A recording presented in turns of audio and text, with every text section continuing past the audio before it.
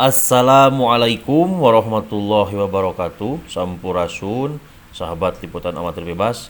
Kali ini liputan amatir bebas akan menghadiri acara kegiatan haulnya Mama Eyang Rende yang ke-83 di Kampung Rende, Cikalong Wetan, Bandung Barat. Nah, kita akan sambil berjalan, kita akan menceritakan dulu perjalanan hidupnya dari manakibnya beliau, yaitu dari pangersa yang sering diceritakan oleh pangersa Abuya Simpang Pemulihan. Mama Eyang Rende asalnya seorang penjual aci dari usia remaja sampai usia 30 tahun. Pada usia 30 tahun, Mama Rende terjatuh dari sepeda. Kemudian marah dan berkata, "Siang malam badan terasa repot, terus-terusan membikin aci, sekarang terjatuh dari sepeda. Daripada repot begini lebih baik mengaji." Begitu kata beliau, mencari ilmu agama katanya. Kemudian alat pembikin acinya dibuang oleh Ama Rende dan Mama Eyang Rende pergi mendatangi Mama Eyang Prabu. Sesampainya di tempat Mama Eyang Prabu, Mama Rende bukan disuruh ngaji, tapi malah dikasih kemenyan dan disuruh berzikir di depan makam Mama Eyang Dalam Ibrahim yang ada di Cipati. Setelah itu, beliau pergi mengunjungi makam Eyang Dalam Ibrahim Cipati. Setelah sampai ke makam, kemudian Mama Rende membakar itu kemenyan. Kemudian Ama Rende berzikir di depan makam Eyang Dalam Ibrahim Cipati. Di tengah-tengah berzikir, Ama Rende didatangi seekor macan kumbang. Kemudian beliau dijilati atau dikolomoh mastakannya, kepalanya, dan digoda oleh macan kumbang itu. Karena terus-terusan digoda, maka Ama Rende merasa kesal dan marah serta membalikkan badannya ke macan kumbang itu dan menghadapi macan kumbang itu, kemudian berkelahi dengan macan kumbang itu, bertarung. Akhirnya Ama Rende kalah oleh macan kumbang itu. Badan Ama Rende luka-luka, dicakar-cakar dan digigit oleh macan kumbang itu sampai Ama Rende tak sadarkan diri, dan kemudian macan kumbang itu menghilang. Singkat cerita, setelah Ama Rende siuman dari tak sadarkan diri, kemudian Ama Rende pulang dari Cipati ke Cigonewah sambil merangkak karena badan sakit, luka-luka sehabis bertarung dengan macan kumbang, dan terus pulang mendatangi Mama Eyang Prabu lagi yang sudah berdiri di depan rumah seperti yang sudah tahu kejadian pertarungan Ama Rende bersama macan kumbang tersebut, dan berkata-kata, "Kenapa dilayani itu macan?" kata Eyang Prabu. "Biarkan saja," katanya. "Kunaon dilayanan, antepkeun we," kata Eyang Prabu. Singkat cerita, kemudian Ama Rende disuruh mandi oleh Mama Eyang Prabu dari 7 mata air pancuran, serta dijampi-jampi, didoain oleh Mama Eyang Prabu. Karena Ama Rende terluka bekas cakaran macan kumbang itu. Setelah itu, barulah Ama Rende mandi. Di waktu mandi, terlihat oleh Ama Rende dari aliran air pancuran itu yang menetes mengalir ke badannya dari kepala sampai kaki, banyak ular, kalajengking, dan makhluk-makhluk air lainnya, serta kepunyaan wanita pun ada. Dan terasa oleh Ama Rende melilitnya ular dan berjalannya kalajengking ke badan Ama Rende. Ama Rende pun menahan godaan tersebut sampai akhirnya luka yang terasa sakit pun hilang seketika itu. Bekas lukanya pun tidak ada dan sembuh seketika. Kemudian Ama Rende menghadap Eyang Prabu lagi. Lalu Mama Eyang Prabu memberikan baju kepada Ama Rende dan menyuruh Ama Rende untuk pergi lagi ke makam Eyang Dalam Ibrahim Cipati lagi. Dan Mama Eyang Prabu berkata, "Kalau datang lagi macan kumbang itu, janganlah kamu lawan. Biarkanlah dia, nanti juga dia akan merasa jemu dan akan pergi sendiri." Kemudian Ama Rende pergi lagi ke makam Eyang Dalam Ibrahim Cipati dan melaksanakan tugas Mama Eyang Prabu. Singkat cerita, Di tengah-tengah berzikirnya, Amarende didatangi dan digoda lagi oleh macan kumbang itu. Tapi untuk kali ini Amarende membiarkannya tidak melayani macan kumbang tersebut, sehingga amarah nafsunya Amarende balik ke macan kumbang itu, dan akhirnya macan itu tambah jadi marahnya, yang kemudian Amarende dijilati, dicakal, digigit, dan diterkam macan kumbang itu. Tetapi dibiarkan saja oleh Amarende. Dan anehnya, yang dirasakan Amarende ketika dimangsa macan kumbang tersebut tidak terasa apa-apa, tidak seperti digigit dan dicakar waktu berkelahi. Akhirnya macan kumbang itu merasa jemu dan pergi menghilang seketika. Tak lama kemudian, makam Eyang Dalam Ibrahim Cepatik terbelah. Terlihatlah oleh kedua mata Amarende terbelahnya makam Mama Eyang Dalam Ibrahim Cepatik dengan kuasa Allah Subhanahu wa taala. Dan keluarlah, muncul dari kubur itu Mama Eyang Dalam Ibrahim Cepatik dan berkata, "Waalaikumsalam warahmatullahi wabarakatuh. Kalau kamu ingin mengaji," kata Eyang Dalam Ibrahim Cepatik, "datangilah cucu saya yang masih hidup dari Cihapit, yakni Ki Haji Muhammad Zarkasi, atau yang lebih dikenal dengan nama Mama Eyang Cibaduyut." Kemudian Mama Eyang Dalam Ibrahim Cepatik pun menghilang dari pandangan mata Amarende. Setelah itu, lantas Amarende pulang ke Cigonewah. Singkat cerita, pada saat Amarende pulang, ternyata Mama Eyang Prabu sudah ada di depan pintu rumah beliau dan berkata, "Mari kita pergi ke Cihapit untuk mendatangi Amat Cibaduyut." Maka beliau pun, Amarende, merasa heran dan berkata dalam hati, kok Mama Eyang Prabu tahu apa yang terjadi di makam Eyang Dalam Ibrahim Cepatik, di mana Eyang Dalam Ibrahim Cepatik menyuruh Amarende ngaji ke cucunya, yaitu Eyang Cibaduyut. Padahal Amarende baru pulang dan belum bercerita apa-apa. Singkat cerita, kemudian Amarende pergi dengan Mama Eyang Prabu menemui Eyang Cibaduyut. Setelah Amarende sampai di Cihapit, lalu Amarende disuruh menghafal dan bertafakur oleh Ama Eyang Cibaduyut. Tak lama kemudian beliau pun disuruh bermujahadah, yakni berkholwat, melanggengkan wudu, melanggengkan puasa. Dan puasanya Amarende itu bukanya hanya makan nasi satu suap saja, dan kemudian dimuntahkan lagi, dan minumnya pun cuma air mentah, terus menyedikitkan tidur, terus berzikir dan lain sebagainya. Nah, tata cara bermujahadah itu bisa dilihat dalam kitab Rudatut Tholibin karangan Imam Ghazali radhiyallahu anhum. Singkat cerita, setelah melewati 40 hari 40 malam bermujahadah, kemudian Amarende didatangi oleh Nabi Khodir, dan mulut Amarende diludahi oleh Nabi Khodir. Lalu ludah itu ditelannya oleh Amarende, dan seketika itu juga Amarende langsung fasih, bisa berbahasa Arab dan bisa mengaji. Lantas Nabi Khidir berkata, "Sebarkanlah ilmu aku ini olehmu." Kemudian Nabi Khidir pun menghilang dari pandangan mata. Singkat cerita, kemudian Muhammad Cibaduyut pun menyuruh Amarende bermukim di Cibabat untuk menyebarkan ilmu yang dimilikinya, karena Muhammad Cibaduyut sudah tahu bahwa Amarende telah didatangi Nabi Khidir. Lantas di Cibabat, Amarende menyebarkan ilmu yang dimilikinya, dan Amarende bergelar Ajengan Anom Cibabat. Dari Cibabat, banyak para ulama dan kiai yang mengaji kepada Amarende. Dan pada suatu hari, para ulama dan kiai yang mengaji ke Amarende tersebut dijegal, dihalangi oleh Mama Sepuh Cibabat. Mama Sepuh Cibabat itu adalah seorang waliullah, nama aslinya yaitu Syekh Muhammad Kurdi.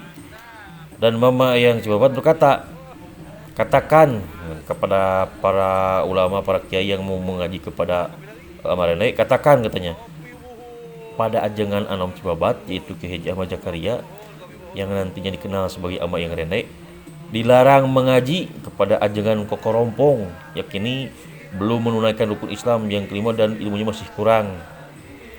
Maksud dari Mama Cibabat tersebut yakini untuk menguji Abah Rene, untuk menguji itunya apa hatinya gitu kan. Maka diceritakannya cerita Mama Eyang Sepuh Cibabat kepada ajengan Anom Cibabat yang membuat hatinya sakit hati. Jadi Amarena itu sakit hati dibilang ajengan korompong oleh Mama Cibabat, tapi bukan sakit hati karena marah benci kepada Mama Eyang Cibabat, namun karena menyadari bahwa ilmu dirinya belum benar-benar mumpuni dan belum berangkat haji. Maka ajengan Anom Cibabat atau Amarene merasa senang mendengar ceritaan Mama Eyang Sepuh Cibabat karena telah mencegah orang-orang belajar ngaji kepada ajengan kekorompong, yakini Amarene sendiri ya.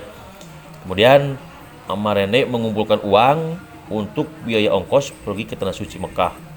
Setelah terkumpul, akhirnya Amarene berangkat ke Makkah Al-Mukarramah untuk menunaikan ibadah haji dan menimba ilmu di Mekah. Sebelum berangkat ke Mekah, Amarene mendatangi Mama Khalifah Mahmud, yakini Ki Haji Zainal, yang panggilan untuk Amarene terhadap Ki Haji Zainal tersebut adalah Kang Zainal, ayahnya Mama Tahir atau Mama Adang Mahmud. Kemudian dikasih doa oleh Mama Khalifah Mahmud. Singkat cerita, Mama Khalifah berkata, kalau kamu dalam bahaya, merasa terdesak di negara Arab, panggillah nama saya, kata Kang Zainal atau Mama Zainal itu kan, Mama Khalifah Mahmud, atau dalam masa Sunda itu sambat we ngaran akang Kang Zainal gitu. Begitu kata Mama Khalifah Mahmud. Setelah itu, kemudian ajengan Anom Cibabat atau Mama Rene berpamitan kepada Mama Khalifah Mahmud. Kemudian sepulang ke Cibabat lagi, sampai di rumah Amarene pun membaca doa pemberian Mama Khalifah, dan ternyata doa tersebut ada yang salah menurut kaidah ilmu nahwu dan sorof. Maka ajengan Anom Cibabat atau Mama Rene merubah doa tersebut karena merasa tahu ilmu nahwu dan sorof. Seminggu kemudian Mama Rene pergi ke Tanah Suci Mekah untuk menimba ilmu dan melaksanakan ibadah haji bersama rombongannya dan bareng dengan rombongan dari daerah Banten yang dipimpin oleh seorang jawara namanya Harud dan Mama Elang. Sesampainya di tanah Arab, beliau bertemu dengan perampok. Semua jemaah haji yang berangkat ke Mekah Al-Mukarramah pada masa itu selalu dirampok hartanya dan dibunuh orangnya oleh perampok itu. Begitu pula dengan ajengan Anom Cibabat Mama Rene beserta rombongannya ikut dirampok. Dan sebelum dirampok, Mama Elang, jawara dari Banten, bertarung dengan komplotan perampok tersebut, sehingga mengakibatkan Mama Elang, jawara dari Banten tersebut, kalah dan dibunuh oleh para perampok itu. Kemudian barulah ajengan Anom Cibabat, yakini Mama Rene, maju mengajak berperang dengan para perampok tersebut sendirian. Ya, coba bayangkan ya oleh kita ya, perampok yang jumlahnya ribuan tersebut ditantang perang oleh Amarene sendirian. Ih, ngeri ya. Amarene berkata, kalau saya kalah baru bisa diambil semua barang-barang saya semua dan rombongan saya. Kemudian beliau pun berkelahi selama 7 hari 7 malam melawan itu perampok.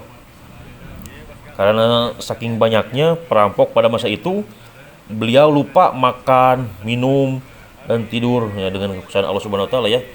Serta para perampok itu akhirnya kalah oleh Mama Rene, lari terbirit-birit tunggang langgang karena kelelahan berkelahi dan perampok itu lari tunggang langgang.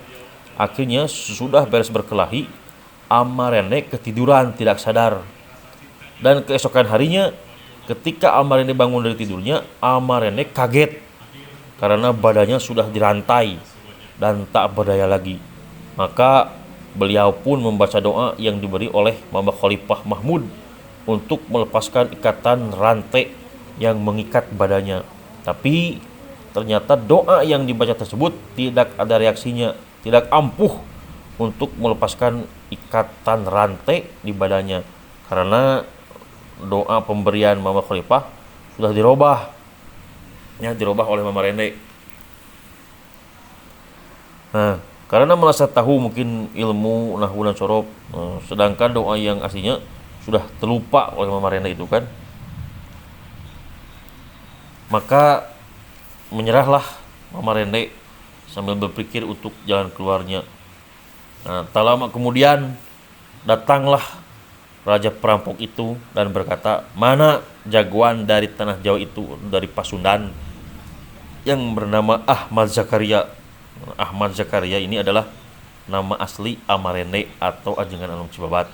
Maka prajurit perampok itu menunjukkan Amarene yang lagi dirantai. Kemudian raja perampok itu mengeluarkan pisau jampia dari serangkanya. Pisau jampia itu seperti arit kecil gitu ya kalau dilihat. Kemudian itu pisau dibuka dari sarungnya atau dari serangkanya oleh si raja perampok tersebut, dan dari pisau jampia tersebut mengeluarkan cahaya. Maka Ajengan Anom Cibabat atau Mama Rene kaget, ngalenyap kalau bahasa Sundanya kan, kaget ngalenyap dan berkata dalam hati, waduh, celaka saya ini. Kalau pisau ada atau senjata dicabut keluar cahaya, maka orang sekuat apapun atau kebal, maka yang ditikamnya akan jebol atau mempan bahkan mati meskipun tadinya kuat, tidak tembus oleh senjata apapun. Maka beliau berkata lagi dalam hati, waduh, saya telah berdosa kepada Allah Subhanahu wa taala karena pernah berkata, kami tidak akan terbunuh sebelum membunuh. Maka beliau pun spontan teringat nasihat Muhammad Khalifah Mahmud sewaktu mengasih doa kepada beliau, yakni kata-katanya yaitu, kalau kamu terdesak, panggillah nama saya. Kalau bahasa Sundanya itu, lamun anjeun kadeseh bahaya, kadeseh ku penjahat perampok, doa teu mampu, gorowan we ngaran akang cenah kitu. Samat ngaran akang gitu katanya kan. Maka sewaktu raja perampok itu mau menghunuskan pisau jampia itu kepada Amarene, maka Amarene pun berteriak memanggil atau nyamat, menyebut nama Kang Jainal gitu kan, sambil berteriak memanggil nyamat Muhammad Khalifah itu Kang Jainal. Maka seketika itu juga raja perampok dan prajuritnya tumbang berjatuhan, ambruk, dan rantai tersebut yang mengikat Amarene terputus seketika itu dan remuk seperti dicincang, ya kan, bubuk. Kalau bahasa Sundanya itu bubuk-bubuk. Aneh ya, doa bisa tidak ampuh, tapi Kang Jainal malah ampuh. Nah, itulah sebabnya kalau kita dikasih doa sama guru, jangan dirubah, jangan mentang-mentang bisa ngaji yang akibatnya doanya tidak ampuh. Kalau dikasih guru ya udah, itu aja doanya kan. Yang singkat cerita, maka Amarene semakin segani dan dihormati di tanah Arab serta harum namanya karena kehebatannya menaklukkan para perampok beserta rajanya. Begitu juga menaklukkan raja Arab pada masa itu. Sewaktu di tanah Arab, Amarene melanjutkan misinya, yakni beribadah haji. Kemudian setelah menunaikan ibadah haji, Amarene berguru kepada Syekh Muhammad Makkah dan bersahabat dengan Syekh Yasin Padang Ridho Ahmad Cibaduyut. Setelah itu Syekh Muhammad Makkah menyuruhnya kembali ke Jawa untuk melaksanakan tugas mulia dari Allah dan Rasulnya. Maka Amarene kembali ke Pulau Jawa dan menyebarkan ilmunya di tanah Jawa, yakni di daerah Kampung Rendeh, Cikalong Wetan, Bandung Barat, sampai beliau wafat di sana. Nah, ini nih karomah Mama Rende banyak sekali. Karomahnya banyak sekali. Dan salah satu karomahnya yaitu beliau di waktu bermain dengan anak-anak atau sama anak-anak disuruh menyetop kereta api, maka beliau sholat 2 rakaat. Setelah selesai sholat, kemudian rel kereta itu dikasih sepucuk rumput, maka spontan kereta api itu berhenti, tidak bisa berjalan, padahal hanya dengan sepucuk rumput. Kejadian itu disaksikan sama anak-anak pada masa itu. Nah, sifat beliau itu seperti sifat anak-anak atau atfal.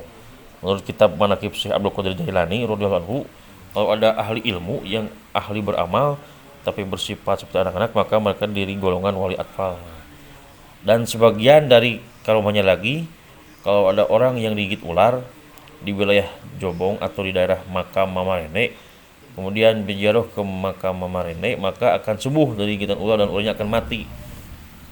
Cerita tersebut bersumber dari muridnya, yaitu Mbah Mansur atau Ki Haji Tubagus Mansur di Plered, Purwakarta.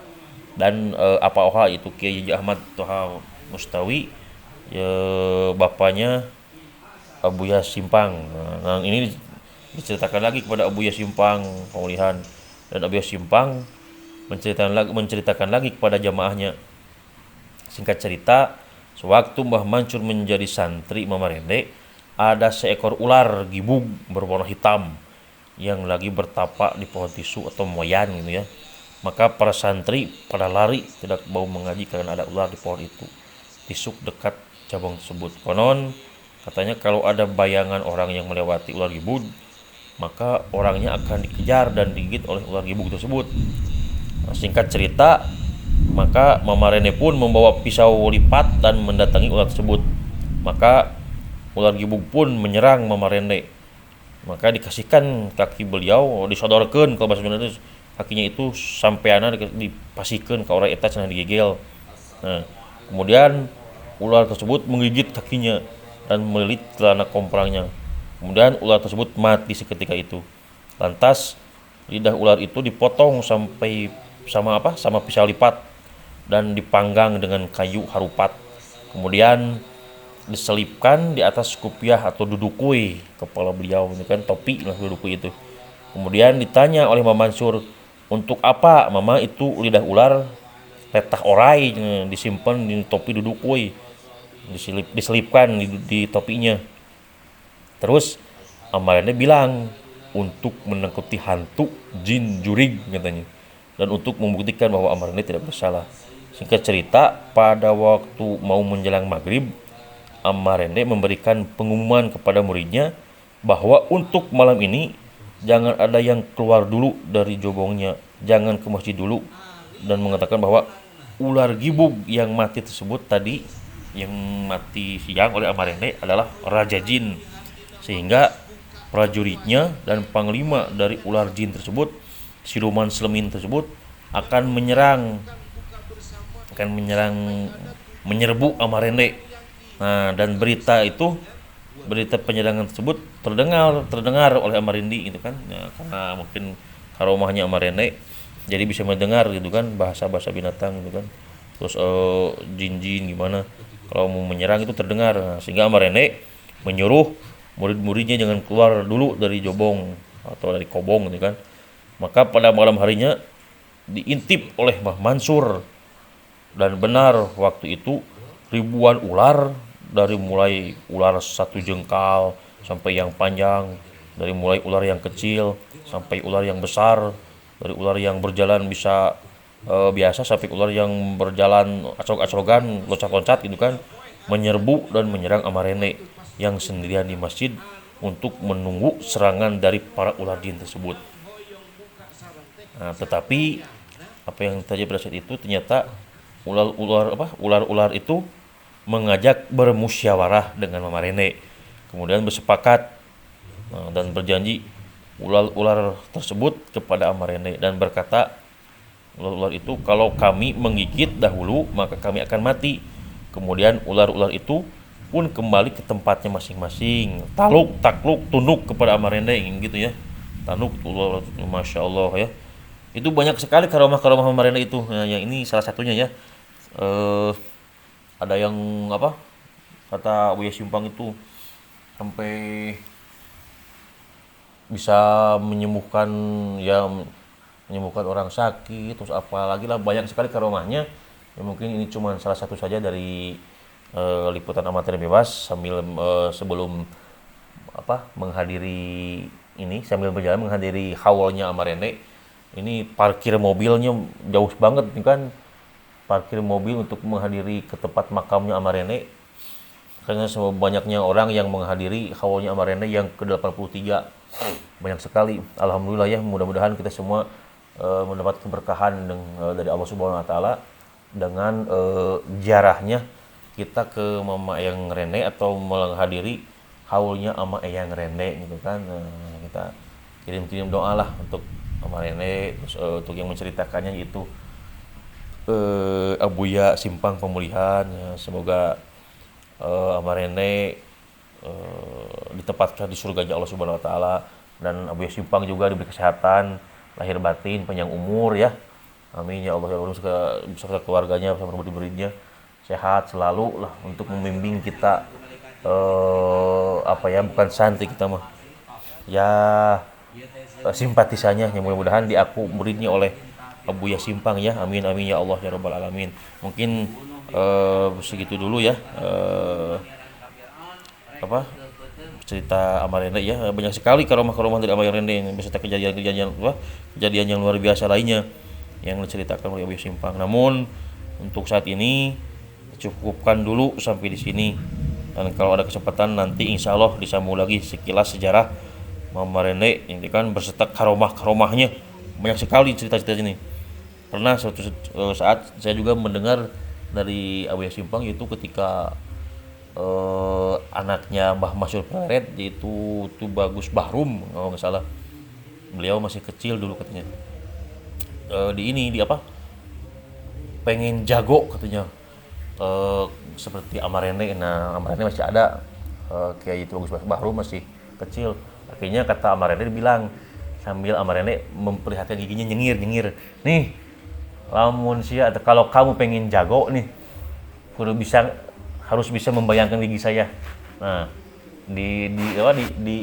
dikasih lihat gigi Amarene. Nah ketika itu waktu kecil dicobain lah sama kita itu apa, Kiai Haji itu Bagus Bahrum, diadu sama domba gitu kan.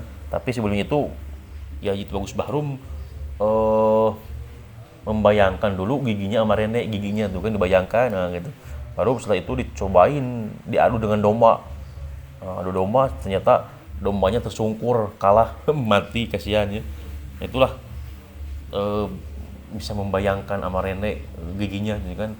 Ya mudah-mudahan kita juga mendapatkan ya keberkahan lah ya. Semoga menjadi kita semua menjadi soleh lah. Anak-anak kita, keluarga kita semua, saudara-saudara kita jadi soleh solihah.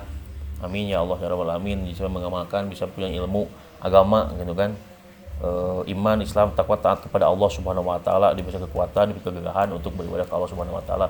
Mudah-mudahan diterima oleh Allah Subhanahu wa taala. Allahumma shalli ala sayyidina Muhammad wa ala ali sayyidina Muhammad. Kama shallaita ala sayyidina Ibrahim wa ala ali sayyidina Ibrahim.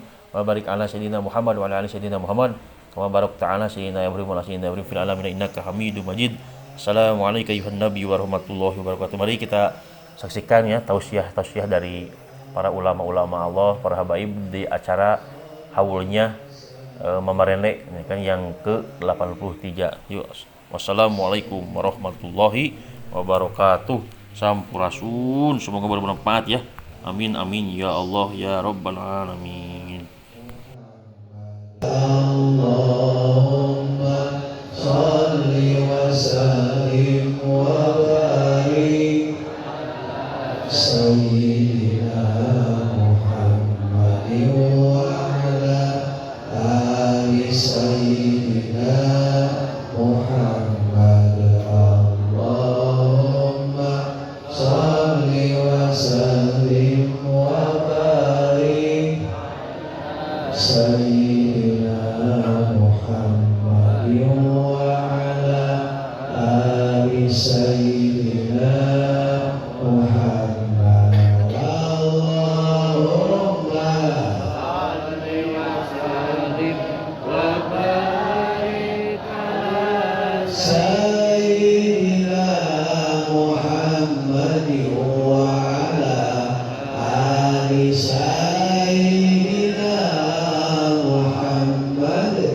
Allahumma shalli wa sallim wa barik sayyidina Muhammadin wa ala ali sayyidina Muhammad.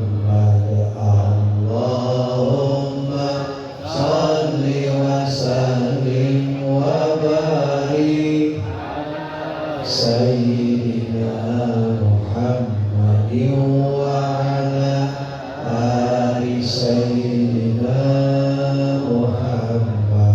Allahumma shalli wa sallim wa barik ala sayyidina Muhammadin wa ala ali sayyidina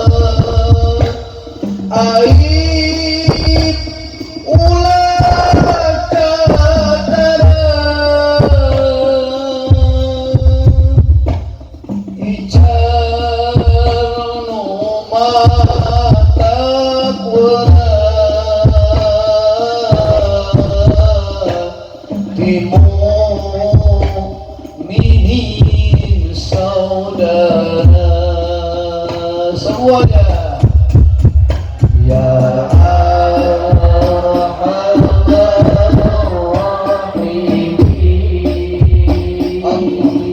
ampun dosa-dosa abdi sadaya rupa aib-aib abdi sadaya aib keluarga abdi sadaya aib sadaya mukminin mukminat muslimin muslimat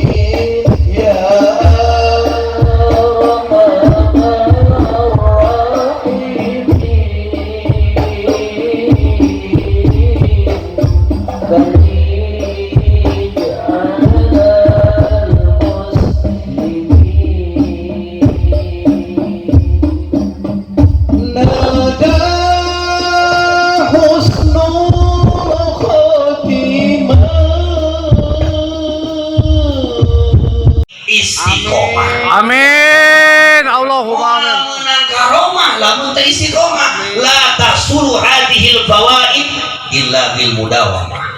Wah hasil cita-cita di jalma kecuali ieu jalma istiqomah.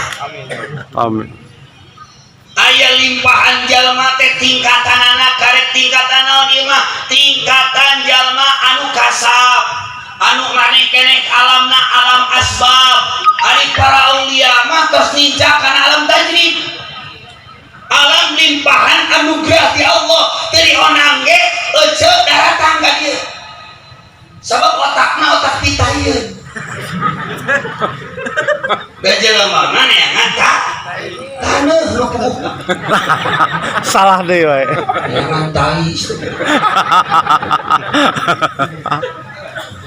kunaon dia jalmi sugih Allah bisa warid ulantarang daek wirid anu warid nu kumaha limpahan anugerah ti Allah jasadna teu aya teu katingali ku urang sabab basira urang katutup ku dosa urang bisa jadi warid kurantaran daek wirid rek kumaha warid ece ada pagawean dia cuma barang hakan we hantem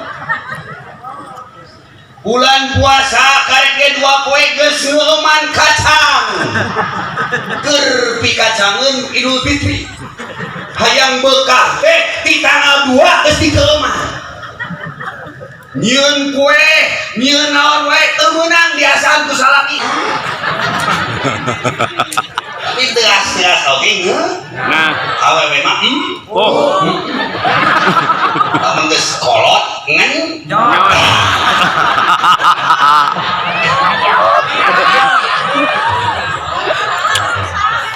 jadi awewe kudu introspeksi diri kudu lalaki kudu introspeksi diri Ramadan teh ngabakar dos ngabakar lem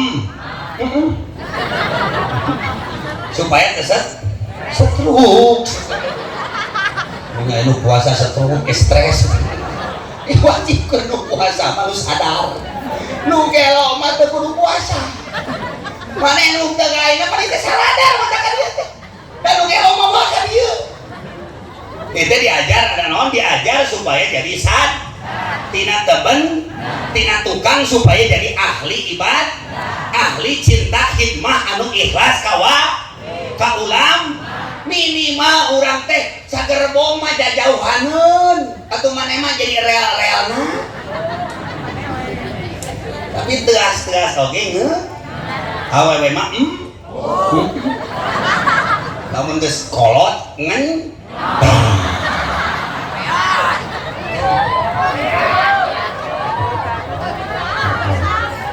jadi awewe kudu introspeksi. Ulah laki teh hayang jadi kakasih perempuan di damba-damba, tapi kawe nyepelekeun. Lalaki mah berkah lamun ngahinakeun nyepelekeun awewe. Sabab aya sebagian para aulia Allah didorong buka ibadah nganu jadi istri. Tepuk tangan untuk perempuan. Jadi kekasih Allah salaki teh ku awewe. Tapi lain awewe model mana lah.